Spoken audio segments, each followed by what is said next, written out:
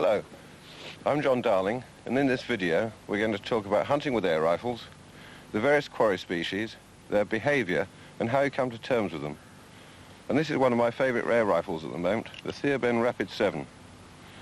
And starting from the sharp end, you've got the silencer, the floating barrel, the rechargeable gas cylinder, the wooden stock made of beech, this one.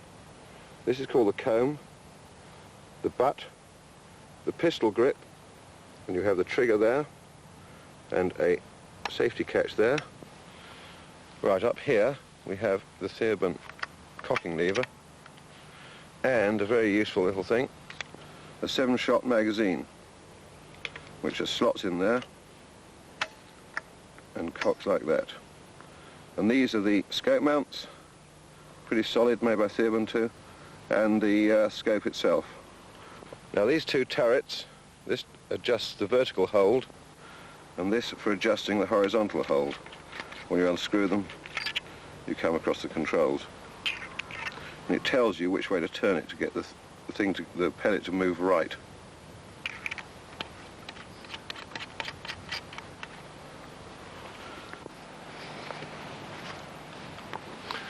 This is another favourite rifle of mine, the Viarc HW80. This is a well-used and trusted friend of mine, this particular model. I've been shooting with it for, more years than I care to remember. It is a break barrel design, like that, and put the pellet in there, very easy and quick to load. Now the way to uncock this now is to press in the safety catch there, take a firm grip of the barrel, pull it in a bit towards you and squeeze the trigger. And there it goes. Now, this is fitted with a very rugged one-piece mount here. And the purpose of this is I can go sliding down these hills on my backside on a wet night and the scope will not lose its zero. Years ago I used to have a much larger scope on here, but I've decided that this one's lighter. It actually improves the balance of the rifle. Very sweet to hold, very sweet to shoot with. Up it comes, bang. Lovely little machine.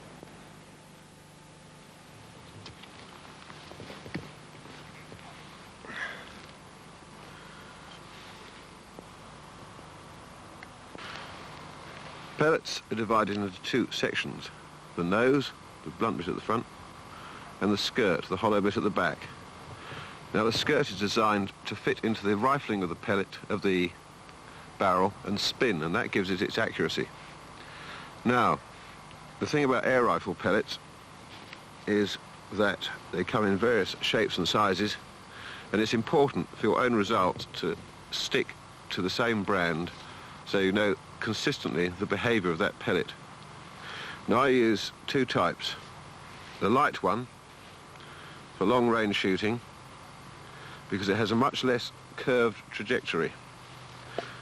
The heavier one, the Bisley Magnum here, is a much more lumpy trajectory, but for short range work it hits extremely hard. 2.2 is probably the most useful calibre for hunting because it's like the proverbial blunt instrument. It hits with a good thump. 177 can drill straight through an animal and not cause it as much damage as it should. When you're using an air rifle, you're normally working close in with your quarry, about 25-30 yards. So you need clothing with a fairly disruptive pattern, like this NATO pattern camouflage. And this is made out of fairly soft cloth. Doesn't move much, doesn't make any noise. Unlike good old nylon, they'll hear you coming a mile off of this. Waste of time, unless you're stuck in a hide and you're not going to move. So what I've got, a coat. This has got a built-in gusset where I tore up the zip deliberately. Body warmer. Quilted shirt for warmth. Pair of NATO pattern trousers. Stalking boots today to keep my feet warm. There's a good pattern of tread on the boot there. Right. You want a hat to lag the loft. Now if you want to go in snow, all you need now is a white evening scarf. You don't need full white camouflage. It's a waste of time because in the woods, in the snow, there's lots of exposed boughs and there's not the blanket of snow like you get out on the open fields. Now, when it comes to accessories, there's not a great deal you need here.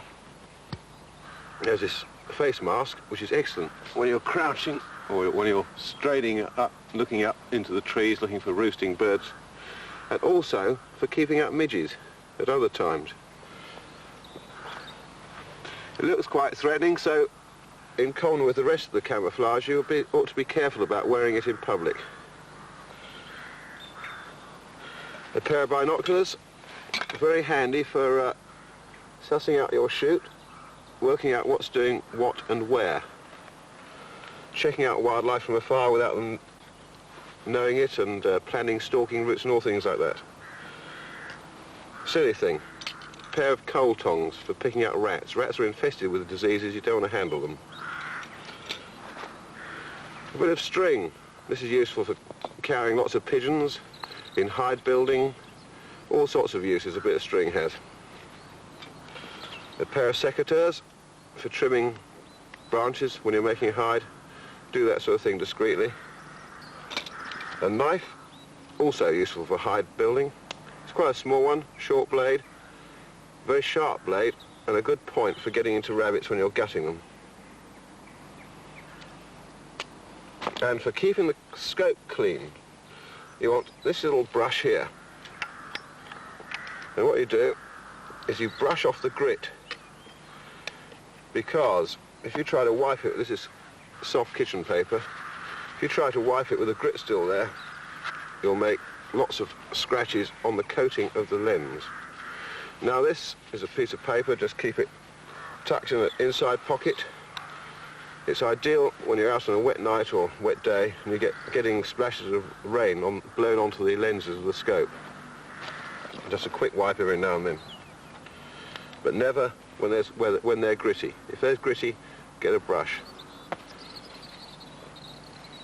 And there you have it, really. Oh, and the last thing, the most important thing, if you're going to spend a lot of time in a hide, you want something to sit on. And this is a little bit of polyethylene foam. It's you can buy rolls of this for camping mattresses. It isn't the most camouflage pattern, but when you're sitting on it, it does the trick. A rifle should never be left cocked or loaded. And when somebody gives you one, or when you pick one up, you should always check that it isn't loaded, because sometimes you'll get an awful surprise. All you've got to do is aim it at the sky, and whoops. That time it was loaded. And sometimes you'll get a surprise like that. Now, when you're out hunting, you've got to be very careful where you fire. You've always got to be aware of where the pellet will end up, even when it ricochets. You've got to watch for firing through thin fences, or hedges, or over the brow of a hill, somewhere where you can't see and can't be absolutely sure where that pellet will stop. Remember never to point your rifle at anybody, not even in play, under any circumstances. And also remember that a breach of common sense is a breach of safety. When you mount the rifle, bring the stock into the cheek without bending your head sideways. Tuck the butt into your shoulder. By raising your elbows, you create a nice pocket for the butt to fit into, and by twisting your grip inwards, the rifle is less likely to wobble. The basic sequence of stance and mounting must be second nature if difficult shots are to succeed. It is often easiest to take a small step towards your quarry. This helps you to distribute the body weight and lean slightly into the shot when standing up. When shooting to the right, step across with your left foot, swivel the right heel, and you'll be on line for the shot. When you shoot lying down, the rifle should form a straight line through your body and down the right leg. You can shoot sitting or crouching. One thing you can do with a recoilless rifle is to rest it on things when taking a shot, but you can't do this with most spring rifles because the barrel jumps before the pellet has left the muzzle. Compose yourself before taking the shot. Get on target, pause your breathing, and slowly pull the trigger. If the nerves get to you, breathe in deeply, hold it, and breathe out very slowly. Do it 3 times, and you'll be much more calm. For general shooting, I zero at 25 yards. This means aiming low for close shots and high for long-range shots. The wind causes pellets to drift to one side, and you need to aim an inch or 2 upwind to compensate for this. I prefer to shoot at close ranges for certain kills. The longer the range, the more accurate you need to be. A target range requires an effective backstop of something like a thick plank of wood, the compost heap, a wall, or a cardboard box filled with rags, old carpet and so on.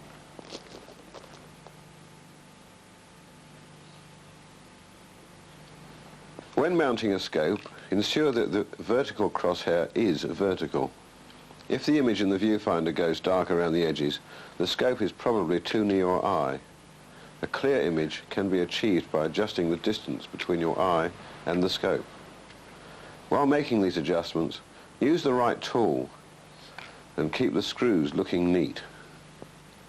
When zeroing the sights, aim at the same place and see where the group ends up.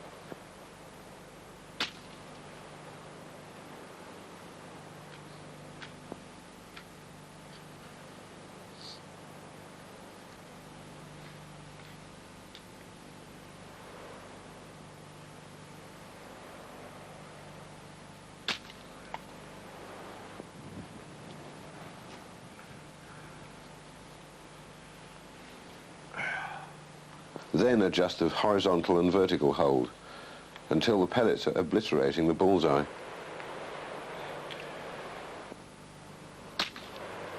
On some scopes, you can adjust the magnification for close and long-range shooting.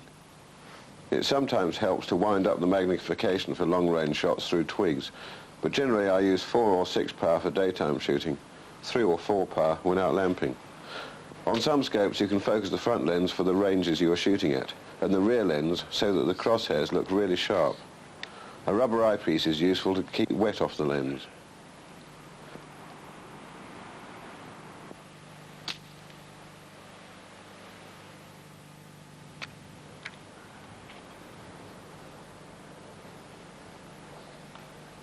Practice by plinking at any target that presents itself. It's more interesting than shooting paper targets. You can shoot at knobs of chalk, teasels, crab apples, fungi, all sorts. Metal spinning targets and knockdowns are also useful. Practice makes perfect, but physical fitness and mental attitude are equally as important. When considering the quarry species, there must always be a reason for killing any wild creature. It could be good to eat, or it may be such a nuisance around the farm that it is considered to be vermin. Some species like rabbits and pigeons fit into both categories. Nevertheless, for most countrymen, the breeding season is a period of truce between hunter and quarry. The main shooting season is autumn and winter, when all the youngsters have grown up and gone their own way. You can legally shoot rooks, hooded crows, carrion crows, magpies, jays, rabbits, wood pigeons, collared doves, feral pigeons, rats, stoats, weasels, and mink.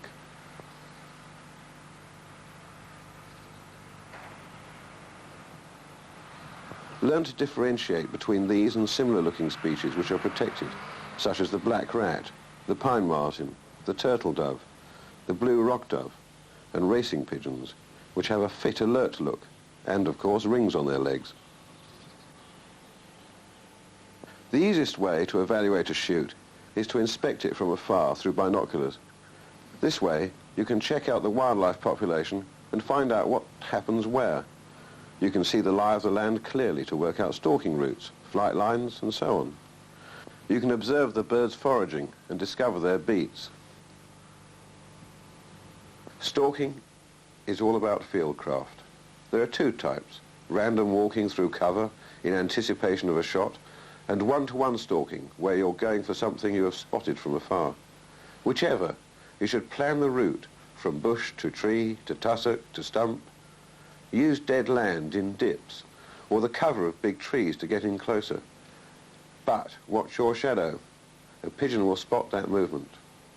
Silence is essential when stalking, and proper footwear helps a great deal. I generally wear trainers because they enable me to feel the ground underfoot so that I don't snap twigs and make noisy footfalls. They're also warm when wet, which is handy because the quietest time to go stalking is when the ground is damp underfoot. In winter, I wear leather stalking boots. Clothing must be noise-free, with no clinking poppers or zip tabs. Flapping trousers should be tucked into your socks. The wind is a fickle friend. It eddies around woods and along bluffs, seeps through the trees. It carries your scent with it, so you should always try to stalk into the wind. You have to experience it in each place you shoot to be able to evaluate it. After a sunny day, warm air rises up the hillsides, so if you go out in the evening, some stalks will prove to be almost impossible. You may have to stalk in from uphill, if possible. Sometimes you simply have to stalk downwind. You can actually use your scent to flush game. If you're really quiet, rabbits may know you're somewhere around, but will be unable to pinpoint you. They may not know until it's too late. Rabbits don't like the smell of modern detergent, so it helps if your jacket smells of earth and weather. It is often possible to improve stalks by cutting out trailing branches or clearing dead leaves. Maybe you could plant some bushes to improve the amenity. Some of the time, when you're stalking, you can walk crouched over. Sometimes you have to crawl on your elbows, knees and toes. It's quite easy provided you don't rush and don't drag your body over the ground noisily. The watchword for stalking is to pause frequently and look and listen. When you're stalking one against one, you have all the time in the world to get into range until you make one mistake and the quarry becomes aware of you. When you get to your chosen firing point, slowly shoulder the rifle, aim carefully before firing.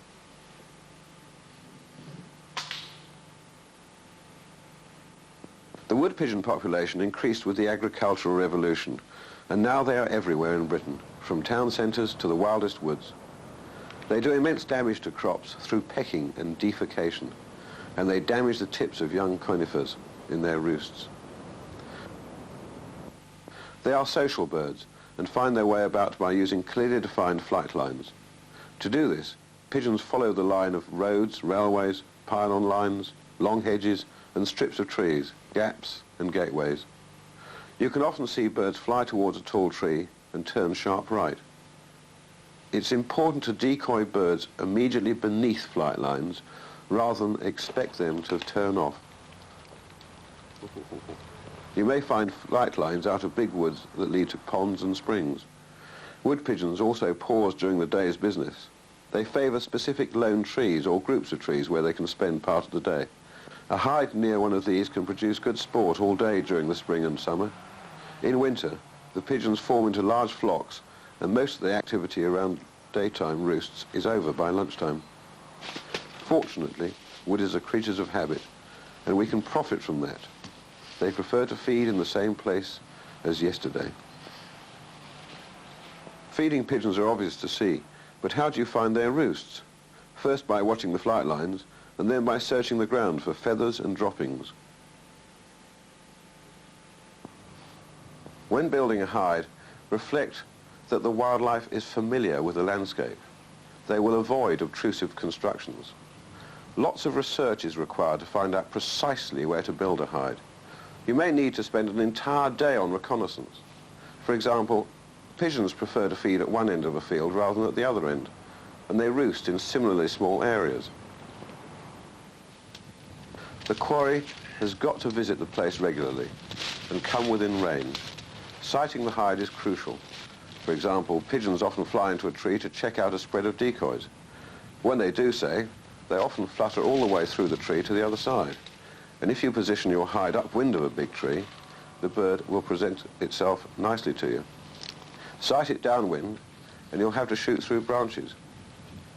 Hides should be sighted at proven places where the quarry feeds, drinks, rests, or roosts. The pattern of decoys should mimic these situations. A hide should be a natural extension of an existing part of the landscape, or even in a ditch below ground level if possible. It should be sighted for the wind, because birds land into the wind.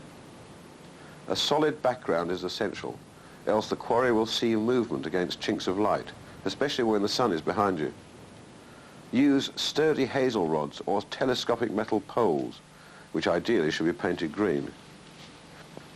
Drape the net around the poles. You can use an old trawl net, chicken wire, or one of the nets with plastic scrim from an army surplus store.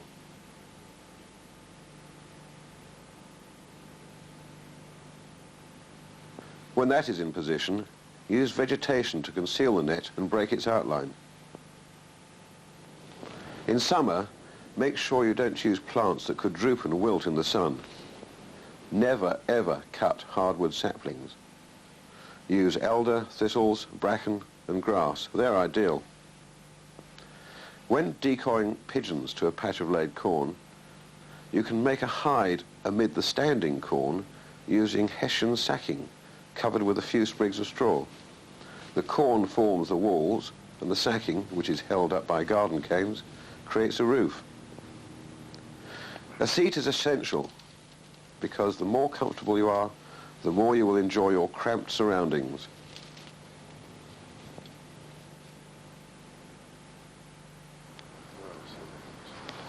Get inside and arrange the firing and viewing holes.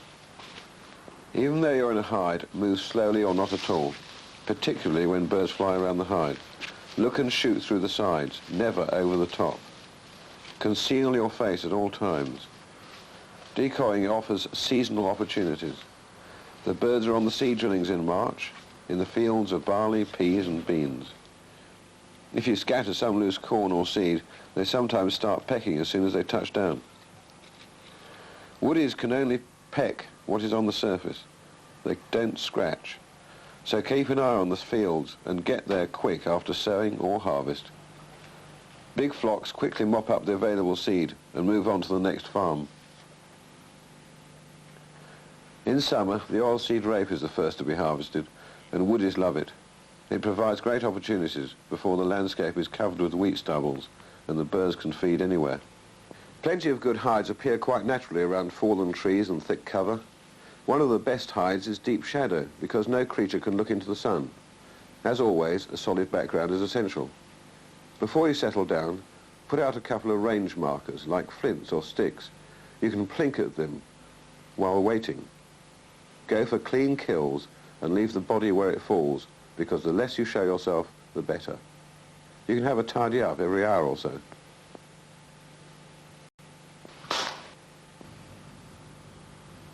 In winter and spring, the birds feed on rape, but they're very hard to decoy under these conditions. They're a bit more obliging when feeding on clover or spring corn. When they're feeding on ivy, acorns, hawthorn berries and shoots, beech mast or anywhere there's a tree, put up a couple of birds on a lofting pole. They don't need to be among the treetops, as the birds can see them clearly from above. During the breeding season in summer, you can try calling the cockbirds to you.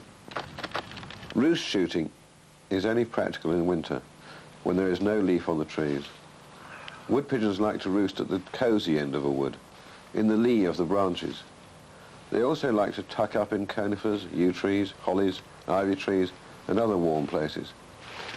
They roost in the big woods during heavy weather, but any thicket will do in calm conditions. And if the trees are low enough, a couple of lofted decoys will help.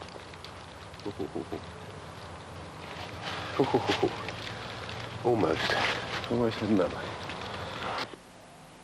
You need to find their entry and exit points to the woods and the favourite perches. They start going to roost around sunset, but it is wise to get there early. You can have a few practice shots before the action starts at where the birds are expected to land. Woodies are alert for any suspicious movement or sound, but on wet evenings, not all of them clatter off as you stalk slowly by. One or two may linger in range. Even so, a good hide in the right place is best. Wear a face mask when staring upwards, or a cap at least, especially if you have fair hair. In fine weather, individual birds can't help visiting any available food supply for a last snack until it is almost dark. The best roosts catch the last rays of evening sunshine.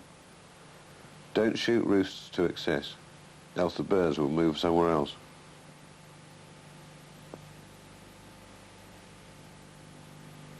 Decoy is a Dutch word that some people pronounce decoy.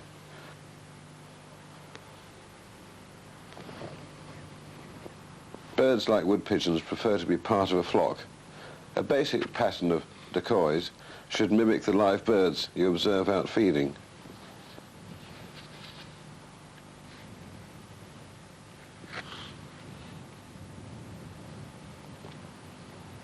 In relation to the hide, in a crossing wind, they should be slightly upwind of the hide, because incoming birds usually land at the back of the pattern.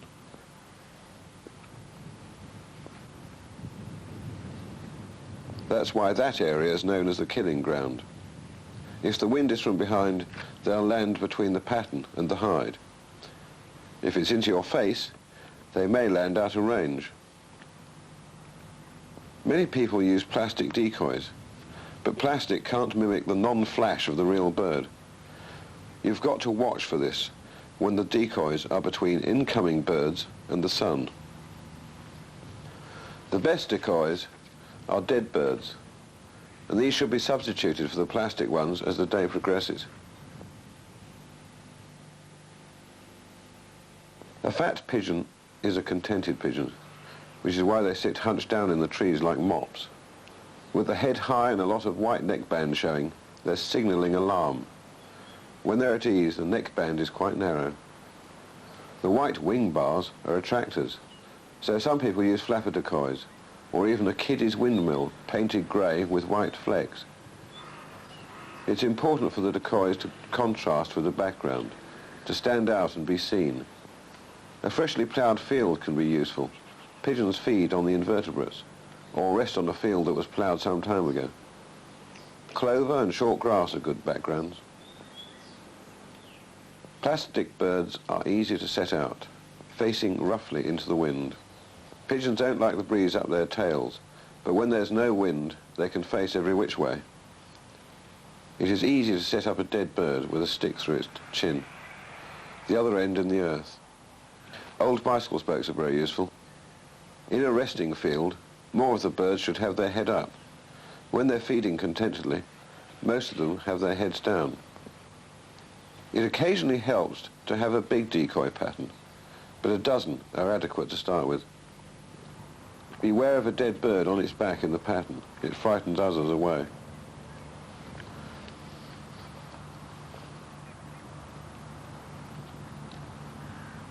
A useful trick is to mount a crow or magpie a short distance from the pattern, and so reinforce its credibility. The birds don't like seeing patches of feathers.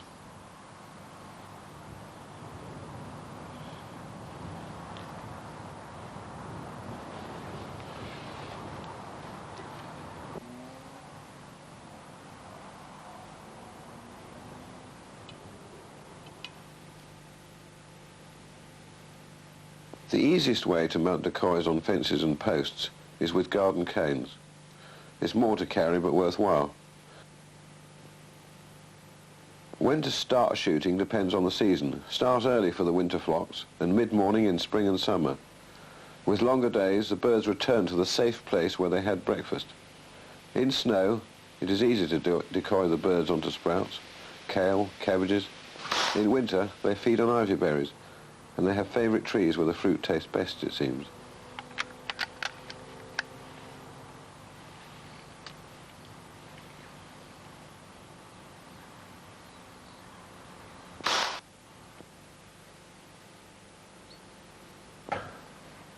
Rabbits thrive on short grassland with sandy soil they can easily burrow into.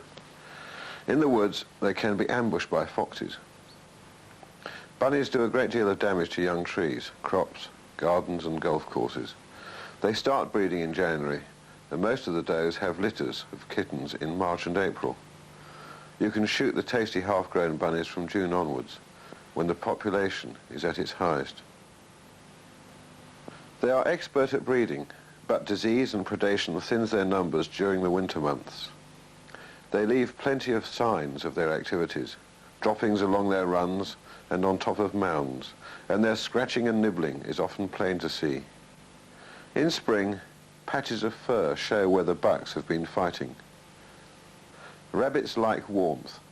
They're good weather forecasters, coming out after rain showers in summer and well before storms or severe frost in the evening.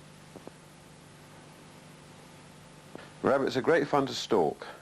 Their ears are very sharp, and so is their sense of smell, but their eyes are less sharp than a pigeon's. So it's important to plan a stalking route and the likely fire point. Rabbits play a trick of dropping their head as if to continue feeding, but their mouth doesn't move. They're still watching. They're very sensitive to high-pitched sounds like brambles against coat fabric. And watch out when crossing wire fences. A creaking wire is heard a long way. When stalking at random, the places to find them are around banks, scrub and hedgerows. It helps if you know the places where a bunny is likely to be sitting. One place you'll always find them is on the sunny side of the bushes when a winter wind is blowing from the north.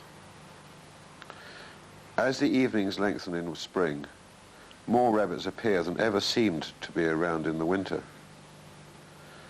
Late on summer evenings you can stalk the youngsters among thistles and short cover. Lots run off, but some crouch flat, hoping you won't see them. They're hard to distinguish from sticks, cowpats or patches of bare earth, but great fun to creep up on. Sometimes you reach your firing point and the rabbit is so intent on eating that all you can see is the tips of its ears. You must make a noise so that it sits up for a clear shot. Click your tongue. If that doesn't work, try. And as a last resort, if it's in range, track a moving bunny through the scope, waiting for it to pause. They often do. Shooting from up in trees or high seats is also a good way of bagging rabbits. Another technique is ambushing rabbits when they come out to feed, especially on exposed hillsides where they're impossible to stalk. But beware of your scent blowing down holes and eddying towards the warren. That lets the rabbits pinpoint you and exit the warren from a hole 50 yards away. In some places you can shoot rabbits silhouetted against the afterglow of the sunset. You need to hide about 25 yards out in the field from the warren, because at this time of night rabbits run quickly away from cover for fear of lurking foxes and far out into the fields where they feel safe and can outrun pursuers. If you enjoy watching the dawn rise, you can lie amid the warren and ambush them on summer mornings when they return. Shoot cleanly when ambushing so that you don't need to show yourself.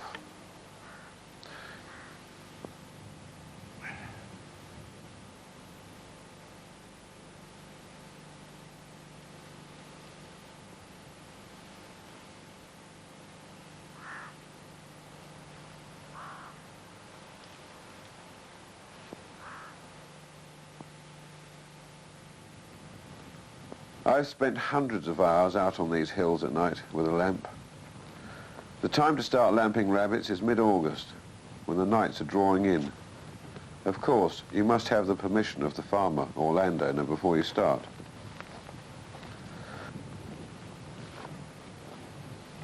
Often the lamp reveals more bunnies than were thought to be there. A crop to be harvested through September and October before they wise up to the significance of lights and run off before you can get within range. Nights of wind and light rain produce best results. A dark night is essential. From their position in the grass, rabbits can see your dark shape silhouetted against the night sky, so watch out for moonlight and the glare from nearby towns. Whatever type of lamp you use, the electrics need to be simple and reliable. Some lamps can be mounted on the rifle. They're good if you're stalking known places where the bunnies hang out. On the exposed places I shoot, they could be anywhere, so my preference is a headlamp, which I've made myself using a sealed beam and a block of plastic off the beach. This is painted black inside to prevent light spilling onto me, which is also why the bulb has a short snoot. The elastic traps the cable to fit my head. There is a simple switch and the beam lights up everywhere I look without having to raise the rifle. I've only to slide the lamp over my left eye and it's lined up with the scope. The only extra kit I carry is a rucksack when going for the big bag. Sometimes I just thread the rabbit's legs together around the fence and pick them up later. The lamp is close to my eyes so that I can spot the orange gleam from rabbits' eyes as they crouch in the grass. These should not be confused with old bottles and cans, raindrops, mice, owls, woodcock, hares, foxes or badgers. When lamping a field, work across the wind, moving outwards from the warrens. Rabbits sniff their way home, hence all the droppings on their paths.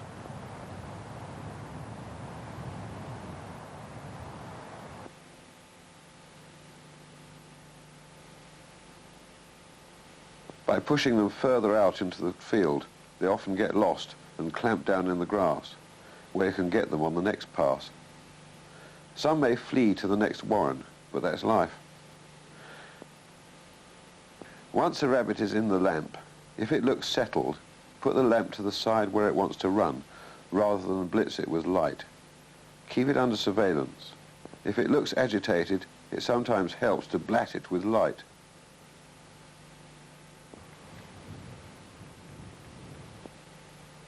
Ranges can look further than they actually are at night, and it is easy to miss over the top.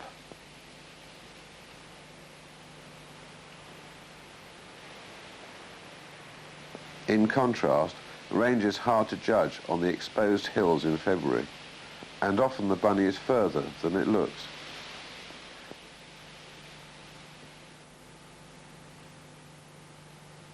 Sound footwork and mounting are vital.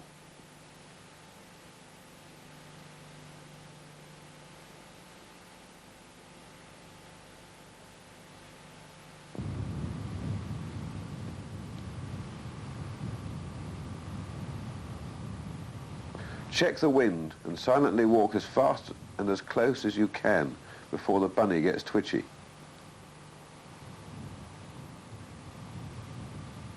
Then take that one careful shot.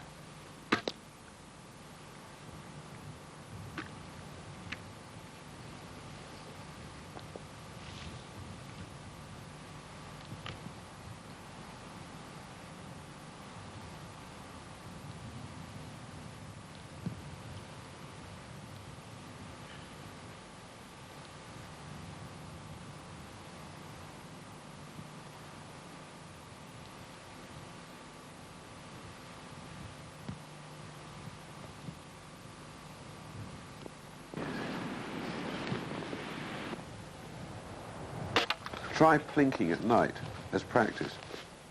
You'll find it pretty hard with the wind buffeting you about.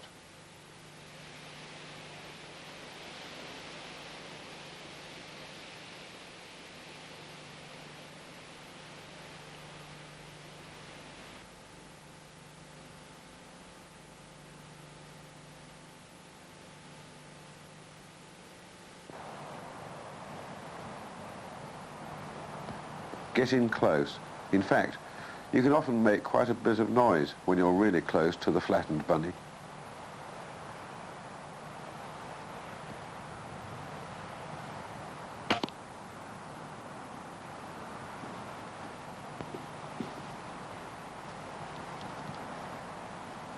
The way to dispatch a rabbit is to stretch it, with one hand holding its back legs, the other around the nape of its neck, in front of its ears.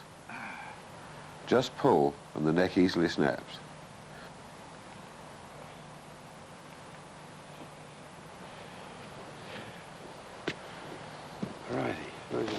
If you plan to paunch them later, empty their bladder by firmly stroking the lower belly downwards with your thumbs. Right, this is how to skin a rabbit. First you spread its back legs, get the knife at a shallow angle between the legs, go all the way up to the chest under the skin, stretch it open. With 2 fingers, find the stomach and the liver and pull them apart. Then grip the paws like that and just go wallop. And there it is out. Now, skinning. First you take off the legs.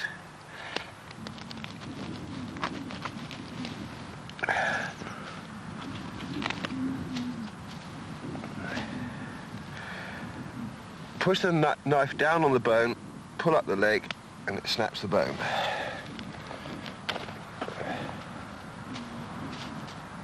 In the front end.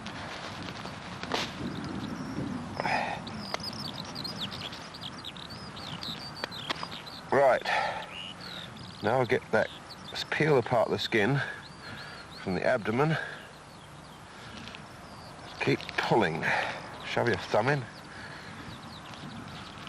just pull, shove your thumb in to help it off.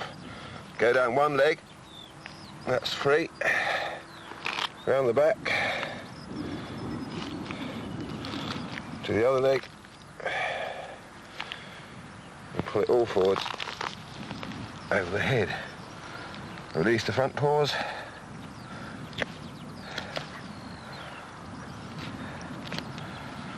Bit more of a pull and remove the neck. Getting nicely covered in grass, but that doesn't matter, it washes off easily. Right, the important thing now is to take off the tail, remove the testicles, pull back on the tail like that, and just pull it off. That brings out the remainder of the intestine. Shove your finger through the pelvic bone, take out anything else you find. Go up to the liver. This is a nice healthy looking liver. And remove the gallbladder.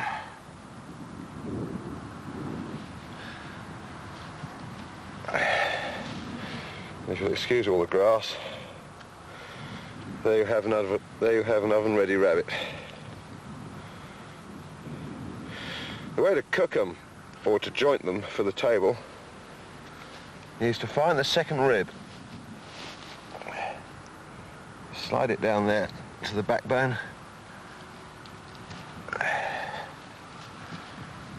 Likewise this side.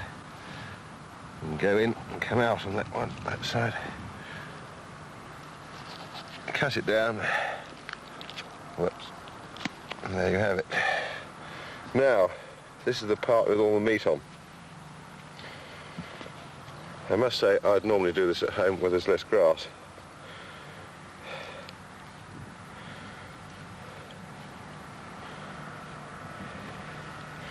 Got all the thick slabs of meat on the back and on the legs. The legs which are so good at running away.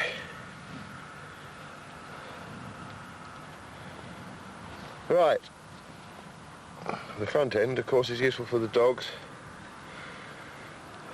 There's so many bones in it, it's not really worth cooking, I don't think. And as for the spare parts, well, find yourself a tussock. The important thing is not to leave these where dogs and people's pets will find them. But out here in the wilds, only people who find them will be foxes or badgers. So that's okay. I shall just stuff these in a suitable place.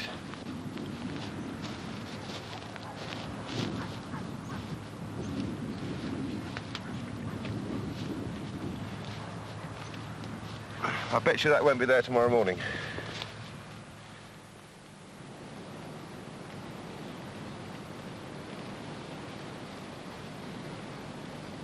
Collardows first arrived here in 1953 after spreading from Turkey along the Mediterranean and up through Europe. It's a mystery how they did it. Their nest, a few twigs, is the flimsiest built by any bird. Perhaps that is why they need to breed all year round.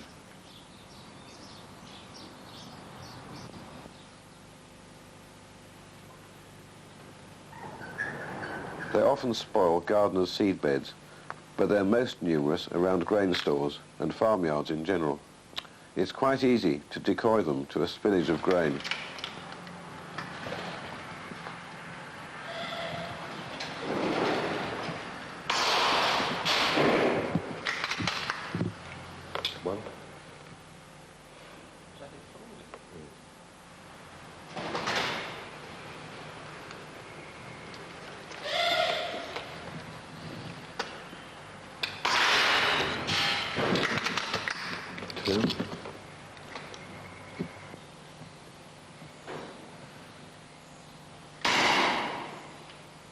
Got that one.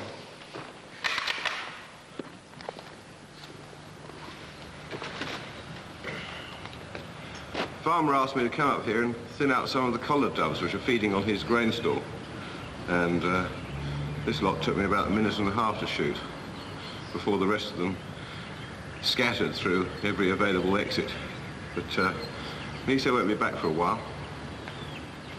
Plenty more around here to shoot, though.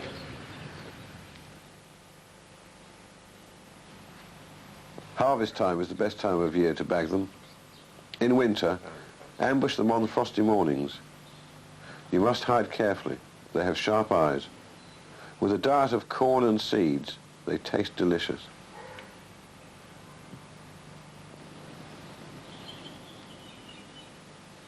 You've got to be careful when shooting around farms and watch out for workers.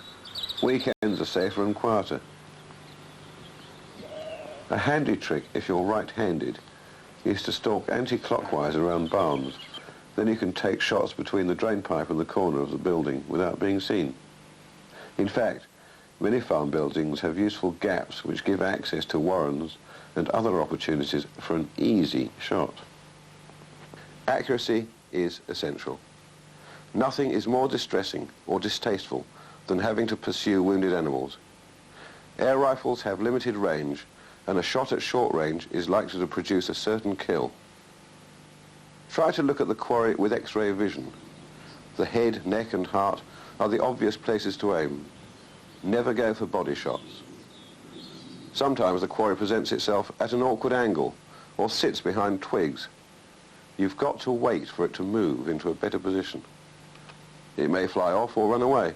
That's frustrating, but it's vastly preferable to this distress of wounding. Watch out for twigs in the pellet's path, bramble stems that may be out of focus in the scope, or bits of wire in front of the muzzle. Often it's necessary to shoot through gaps in the twigs, so position the crosshairs at the top of the gap so that the pellet has plenty of space to get through. When taking shots up a steep hill or long shots up into trees, aim a bit higher to compensate for the extra drag of gravity.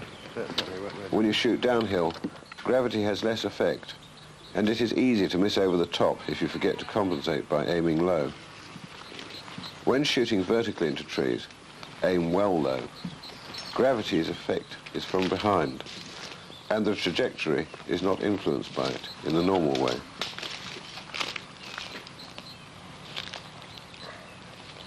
Take care when crossing obstacles.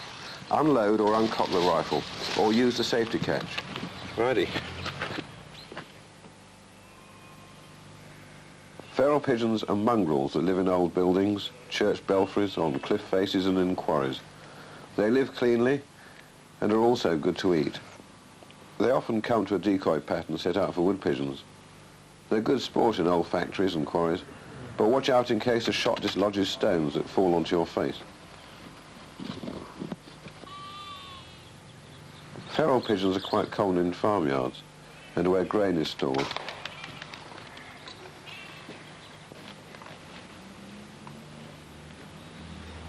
The quarry species deserve respect too. They have the intelligence to survive in a world full of muggers. Hunting with air rifles is all about fieldcraft. Watch birds and animals go about their business whenever possible and ask yourself, what are they doing? Why are they there? Where else do they go? When is the best time to see them there? And how can they be approached?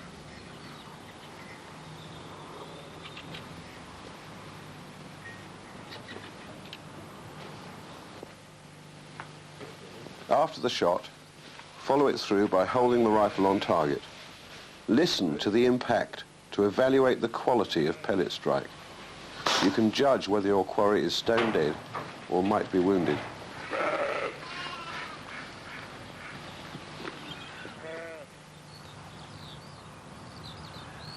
Pigeons are good to eat. They should be. They eat enough of our crops. The easiest way to prepare one for the table is simply to lift out the entire breastbone.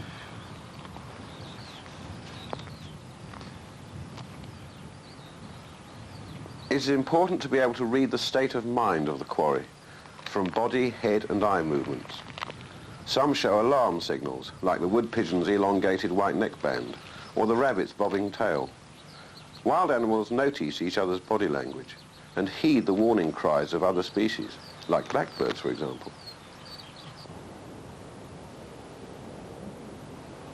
Carrion crows are common throughout Britain, but the hooded crow lives in the mountains of Scotland and Wales. They are much more wild than carrion crows, who spend most of their time scrounging around farms and housing estates. They destroy the eggs and nestlings of other birds and peck the eyes out of newborn lambs. Whatever the weather, it is business as usual for these tough birds. They have excellent eyesight, which makes them hard to stalk, although you can ambush them at their favourite feeding sites if you make a really good hide. Their nest is their territory, and one way to bring them in is to put a decoy crow close to the nest. Crows can't count, and the old gamekeeper's trick is for two people to walk to a nest, one of them hides, and the other returns whence he came. The crow thinks all's clear and flies back to the nest. In autumn and winter, decoying with dead crows is most effective, but it can be spooky when hundreds of birds are screeching around the hide. Crows readily check out any dead rabbit and can be baited into range.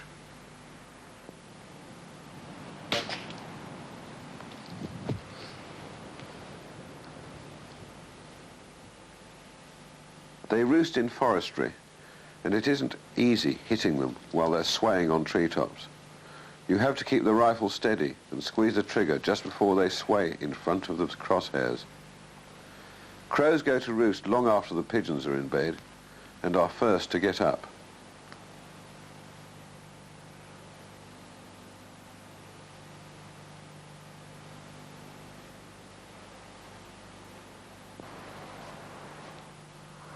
Magpies also have very acute eyesight and won't linger if they suspect foul play.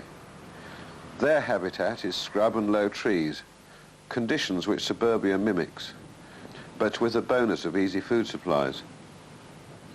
Magpies are on the increase, which is bad news, because they destroy the eggs and nestlings of game and songbirds. They even catch fledglings in the grass. Like us, they like a nice day. When it's wet, they sit around thick trees, often warbling to themselves, as if quietly practicing their repertoire of calls. They're slightly less wary under these conditions.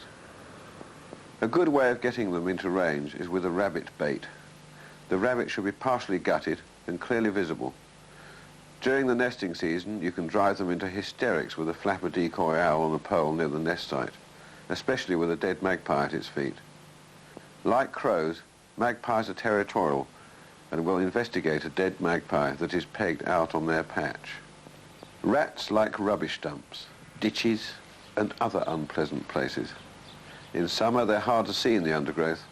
They move to farm buildings and drier areas in winter. They don't have the nicest of habits or habitats. They carry many diseases, including the deadly veil syndrome, so take care not to handle them. Use coal tongs.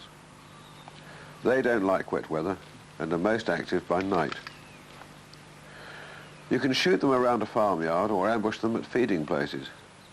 Old farms are best for rats. Modern ones are too clean. They can be baited alongside their highways, but don't put down food they can drag away. You can make a bowl full of bait by mixing peanuts and bran with melted fat.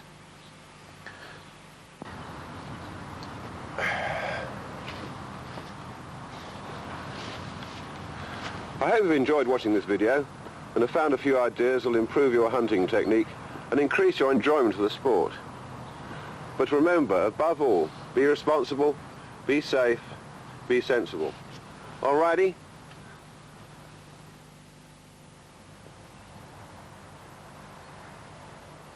By law, pheasants, partridges, grouse, snipe, woodcock and duck can be shot with an air rifle in their due season, and you may be allowed to do so in some places. But fast-flying game birds are better targets for a shotgun, so many people regard shooting this quarry with an air rifle as little better than poaching. A lot of wildlife legislation is being passed in Brussels nowadays, which is why you can't shoot magpies or pigeons at night with a lamp. The hunting techniques you have seen on this video are legal, but the law may change.